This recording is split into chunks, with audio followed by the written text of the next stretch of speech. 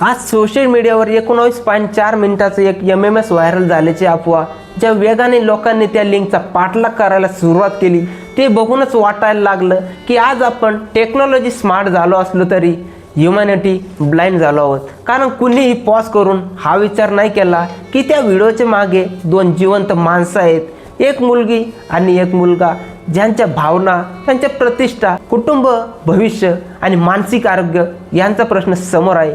लोकांना फक्त curiosity, gossip आणि मजा दिसली, पण त्या दोघांपैकी कोण किती तुटत असेल याचा विचार कुणालाच आला नाही। आजच्या जनरेशनला वाटतं फक्त एकदा पाहिलं काय बिघडलं, दोनदा पाहिलं काय बिघडलं। खरं हे आहे की अशा एका क्लिकमुळे कोणाचं तरी आयुष्य परमनंटली बदलतं। अनेक जणांना वाटतं की MMS लीक झाला म्हणजे मुलगीच विक्टीम असते, पण इथं सत्य वेगळं आहे। दोघेही विक्टीम असतात। मुलगी मानसिक ताण, कॅरेक्टर जजमेंट आणि समाजाच्या तोंडचं ओझं सहन करते, तर मुलगा स्वतःला दोषी समजून गिल्टी फील करतो। कधी कधी त्याला टेन्शन येतं, टेन्शन आल्यावर त्याच्या छातीवर दडपण पडतं, त्या दडपणामुळे तो तुटून जातो। मुलगा खलनायक नसतो किंवा मुलगी दोषी नसते, दोघेही परिस्थितीचे बळी असतात। डीफेक AI एडिट कंटेंट इतक्या ॲडव्हान्स पद्धतीने तयार होतात की अनेकदा व्हिडिओतील फेस खरे नसतात, पण लोकांना सत्य जाणून घेण्यात रस नसतो। त्यांना फक्त लिंक दे एवढं दिसतं। मुलीला वेदना होते की तिच्याविषयी अशा अफवा पसरतात, मुलाला सुद्धा वेदना होते की त्याचं नाव जोडून त्याला समाजात बदनाम केलं जातं, त्यामुळे दोघांचेही नर्व्स तुटतात। घरची परिस्थिती ढासळते, पालकांना लोकांचे बोलणे ऐकावं लागतात आणि आजूबाजूचे लोक जजमेंट करू लागतात।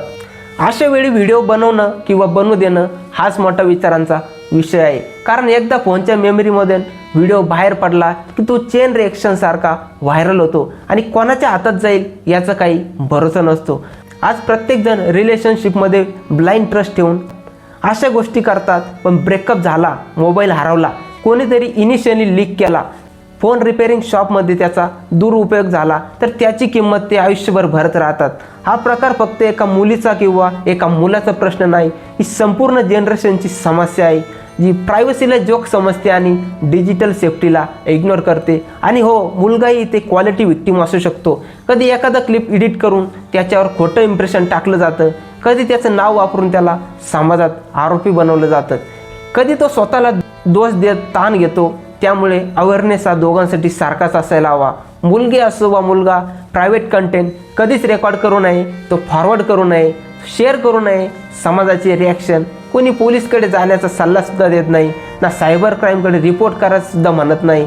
सगळे फक्त फॉरवर्ड, शेअर, गॉसिप, मजा, इन्सर्ट इतकंच करतात। लोकांना वाटतं ते चांगलं आहे, भारी आहे, पण ते इंडियन ॲक्टनुसार कंटेंट मागणं, पाहणं, ठेवणं, ते फॉरवर्ड करणं, शेअर करणं सगळं पनिशेबल आहे।